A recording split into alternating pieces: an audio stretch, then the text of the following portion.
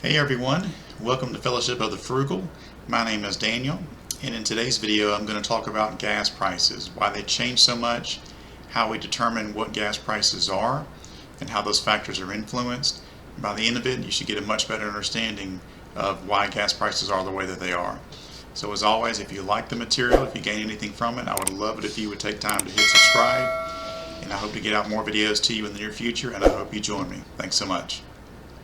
In covering the change in gas prices, it's hard to determine exactly a set reason for each time there's a rise or a fall in the prices. So what I thought I would do is highlight the main factors that go into gas prices and what impacts those.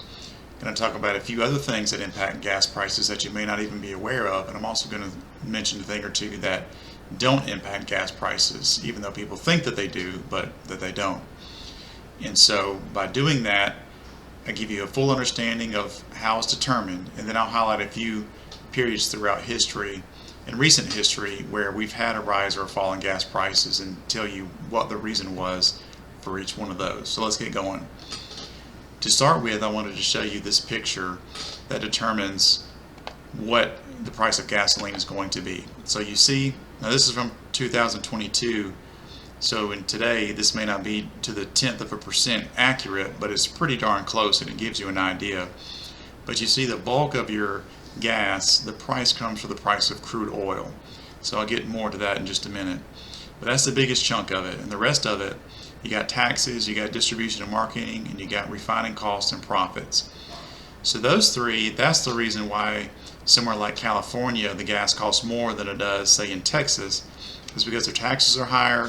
It's harder to get the material to them, and the refining costs are going to be more for that. So usually whenever there's a record high for gas in the country, it's going to come from California, and that's why. Versus somewhere in Texas, they're closer to the source, taxes aren't as high, and so it's less expensive to put the product out there to get to your automobile. So I posted a link to this image in my video description, and I think it'll be helpful. It's good to keep this as a gauge to know how your gas prices are determined. So then looking at crude oil. So what impacts the price of crude oil? So anytime you hear about what the cost of a barrel of oil is, this is what they're referring to. Crude oil, now there's different types of oil, but crude oil is the one that you hear, oh, the price has gone to this or the price has gone to that, and that's what goes into your gas. So there are 7 major factors that determine the price of a barrel of crude oil. The first is OPEC countries. So the Organization of Petroleum Exporting Countries, the biggest of these is Saudi Arabia, but these countries, mostly in the Middle East, and there's a few others, but they come together and they try to have a set distribution or a set amount of oil that they're going to have available in supply. And they control a good bit of the oil. It's about 40% of the world's oil comes from these countries. So they meet and they determine what they're going to do, if they're going to make any changes. In fact, right now, this video is shot in August of 2023. Saudi Arabia is the largest of these countries, and they have said that they're going to decrease supply at least through September. So one of the reasons we've had an increase in prices now is because of what Saudi Arabia is doing. So yes, what happens with their government and their decisions impacts us here in the U.S. That's one point I'm going to keep making throughout this video, is that just what happens in the U.S., that's not the only thing that determines whether prices go up or down, because we're global now, so we're all interconnected, and I'll hit more of that as I go through this video. So the first factor is the OPEC countries, and then the second factor, there's actually non-OPEC countries, because not every country that does and exports oil is a part of that organization. The United States is actually one of them. We're not a part of OPEC. Non-OPEC countries put out about 60% of the world's supply, so as decisions happen in those countries, so that affects the price of oil worldwide by what those countries do. So for example, the United States falls in this category. Areas of the former Soviet Union fall in this category. So there's a bunch out there. And say for example, if the United States, if we ever announce that we found a huge supply of oil that we didn't know was there, or if we announce that we have a new way of getting to it that we didn't have before, then that actually affects the price worldwide, because other countries are trying to lower their prices to try to take away the incentive from us to go in and get our own oil. They'd rather us depend on them for it. And so things like that happen and affect worldwide oil prices as well. And another thing, of course, is supply and demand. As supply goes up and demand goes down, the price is going to decrease. But if the supply is less and the demand goes up, then the price is going to increase. That's true of any product out there, and crude oil is a product. And so that's definitely a major factor in determining the price of crude oil, is how much is out there and how much of a demand is there worldwide. Just as an example, in 2020, after COVID went global and everybody was shutting down, the demand went way down because nobody was going anywhere, so the price dropped as a result of that. The supply was there, but the demand was way down, so then the supply was more than what we needed, which drove down prices. Another factor is what's considered industrialized countries, such as the United States. Whether our demand goes up or down can have an impact. Generally speaking, the ones that are considered more industrialized and technologically advanced or economically developed, as one of the links I highlight in my description shows, the OECD countries. Those show that we tend to have a pretty flat or even decreasing demand for oil, whereas the non-OECD countries have an increasing demand.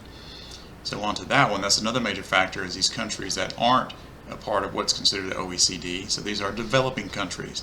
Now China and India are included in this, and if you know anything about the world's population, those are the two largest countries in the world population-wise. So if the largest groups of people have a growing demand for oil that's been going on in the last couple, 2 or 3 decades, and that's of course going to drive up the demand, which is going to drive up prices. So what happens in China, what happens in India and some other countries, as their demand goes up, as they become more technologically advanced and use more cars, more transportation, or things that use oil, that drives up price as well. So even what we do here in the United States, if we were to build all electric cars and cut our oil demand, then those countries will still drive up price because they're much more populous than we are, and that affects the price worldwide as well. Another major factor, which is going to be the sixth one, is financial markets. So you can actually trade in crude oil and what's called oil futures, and you can make bets against the price going up or down, or for the price going up or down, and people do this all the time, every day. They make investments, they make bets on what's going to happen, and then depending on the volume of those types of transactions that take place, that can affect the price of oil as well. And a lot of people may not realize that just even if nothing is really going on in any of these countries that I talked about, which will never happen, but let's say hypothetically it's not going on, then just what's going on in the trading market affects the price of oil, which affects how much we can put per dollar in our gas tanks at home. Probably didn't know that, but now you do. And another thing that can happen to affect the price of oil is just maybe geopolitical issues or even weather related issues. That's something that, well, at least weather we have no control over, but political things can happen, and they do happen all over the world, and they affect the prices, such as the war that's going on between Russia and Ukraine. Once that started, that impacted supply and demand and impacted prices when nothing else changed, but all of a sudden two countries are at war with one another, and that affects us back home in that regard. I mean, there may be other, but as far as this video is concerned, that does affect the price of oil and the price of gas for us here. So with all that being said, there's a lot of good information on the website, the EIA.gov, that I posted a link to in my description. There's one, if you want more information, more thorough explanation of this, there's a great PDF that goes through each one of these and really goes through a number of charts and things to show the history of how this has been impacted. It's very informative if you want to take the time to go through all that, and I suggest you do if you want more information.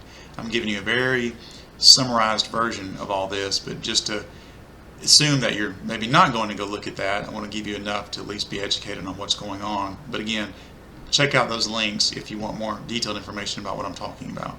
Alright, so these are the major things that impact the price of oil, which you saw earlier was the biggest chunk of how the price of gas is determined. So let's look at some recent events. So right now, when I'm making this video, the main thing driving prices back up, because we have had a big increase lately, is several factors. One is the high heat. We've had a record heat. It's actually slowed production in the refineries. They've had to limit some production times and quotas just because of the high heat. And we can't impact how hot it's going to be outside. This is just bad luck in that regard.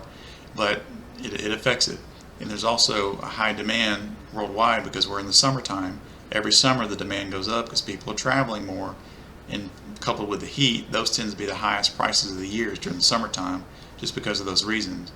And also another factor for what's going on now is inflation.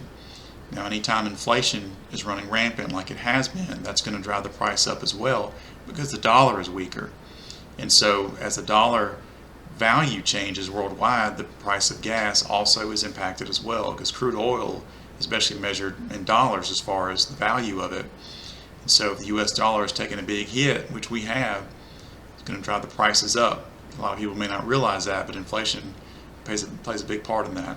I already mentioned the Ukraine war, and I mentioned Saudi Arabia easing production. All these things are impacting the rise in prices right now.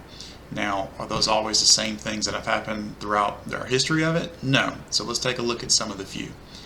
So I have a chart here that has a history of the prices of crude oil. And thinking back to the end of 2021, the year-over-year increase was significant compared to 2020. Now, what happened in 2020? Well, the world shut down and nobody went anywhere, so demand went way down. But in 2021, as people were going out again, the demand went way up. And so the year-over-year demand was a huge increase, and therefore the price went up as well. This chart here shows that in 2020, the price of a barrel of oil was pretty inexpensive, very inexpensive compared to where we are now. I kind of miss those prices, honestly, but the world was shut down, and I don't miss that.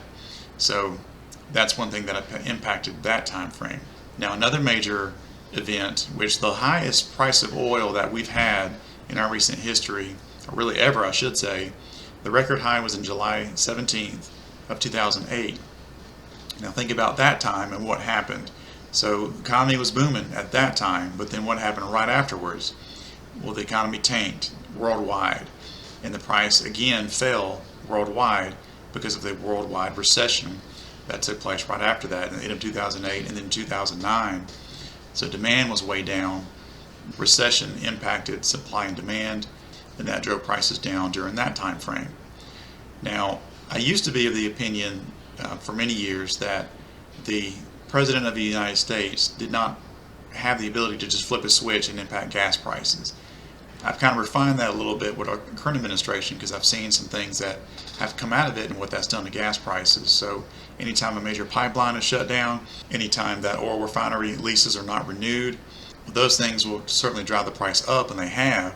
And on the flip side, earlier last year, when the president released a lot of our emergency supply into the marketplace, and that put prices back down.